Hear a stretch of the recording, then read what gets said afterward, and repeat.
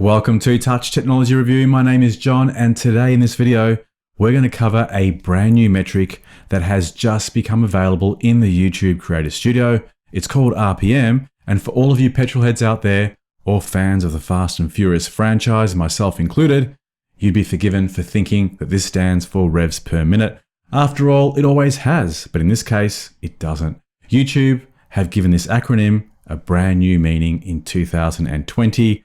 RPM now stands for revenue per milli, and I'll explain that in more detail in just a moment. But before I do, we need to understand another term or acronym that you'll come across when you're doing any type of digital marketing, and that is CPM. CPM stands for cost per milli, or in plain English, cost per 1,000 impressions. This is a great metric that we can use to work out how well a video is performing. However, CPM is only half of the story, as it shows us the total revenue earning, including the cut taken out by YouTube. So if we take a look at a typical video here on my tech channel, you can see that I'm getting a CPM of anywhere from $12 to $18. So let's take the example of $12.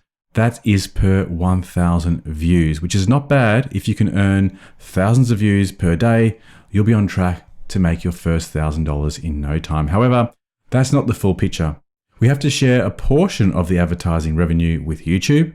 Up until now, it was never really clear what that split was. I'd heard that it was anywhere up to 50-50, could have even been 60-40, but we never really knew.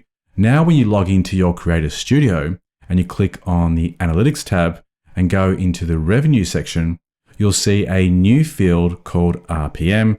And like I said earlier, it's not telling you how fast you can drive. It actually stands for revenue per milli, or to put it simply, how much revenue you earn for every 1,000 views after YouTube has taken out its cut. So on this same video, my RPM is showing a figure of around $4. So that's $4 for every 1,000 views that I earn on this video. It's also worth noting that both CPM and RPM are subject to change.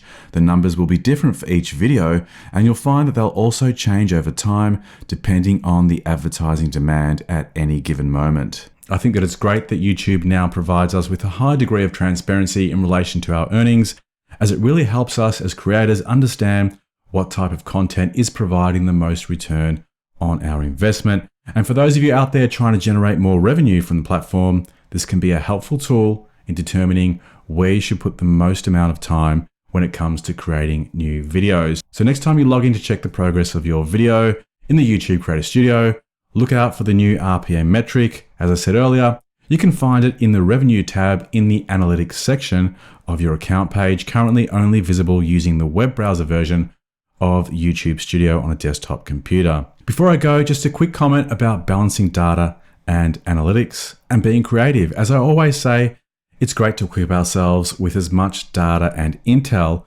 on our content, take in viewer feedback, analyze the stats from likes to views and subscribers per video. But for me, it's never been about that. I'm more interested in putting out content that I feel inspired to create, that is of interest to me on a personal and professional level. And if by doing that, I can build a community of like-minded people with the same interests as my own, then the money can follow. You see countless examples of YouTubers who seem to get stuck in a rut, feeling that they have to create a specific type of content to appease the audience expectations and the algorithm. But if you're too narrow in your offering, you're likely to get bored, and burnout can soon follow. Casey Neistat, if you've never heard of him before, was a very famous vlogger who was one of the first to develop a style of YouTube video that was around the concept of a daily video.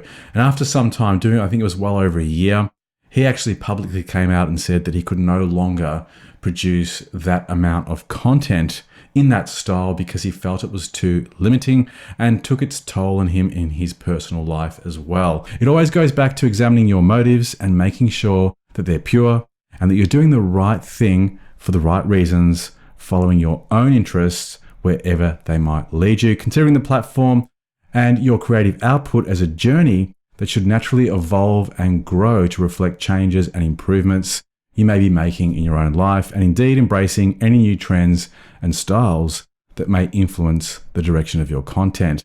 I feel that by honoring this process, you have a better chance of connecting with your audience, which in turn will send the right signal to the algorithm and ultimately lead to a higher degree of success all round. So to all of you content creators and viewers out there, first of all, thanks for your ongoing support and taking the time to check out my videos, liking, commenting, and subscribing. Each and every one of you have helped me to get to this point that I'm now at, and I can tell you it keeps me motivated to keep producing. If you're a content creator on the rise and looking to grow your own channel, just continue to put out quality content and inevitably the rewards will come. And remember, consistency is key. Just keep putting out great content and the rewards will definitely follow. Now, if you're interested in learning more about how to monetize your channel and want some tips on the creative process, I'll leave a link to a few videos that I've created on those topics in the description box below. And if you are new to this channel and want to see more from me, don't forget to hit the like button and subscribe to the channel so that you're notified of up and coming video releases. See you on the next one.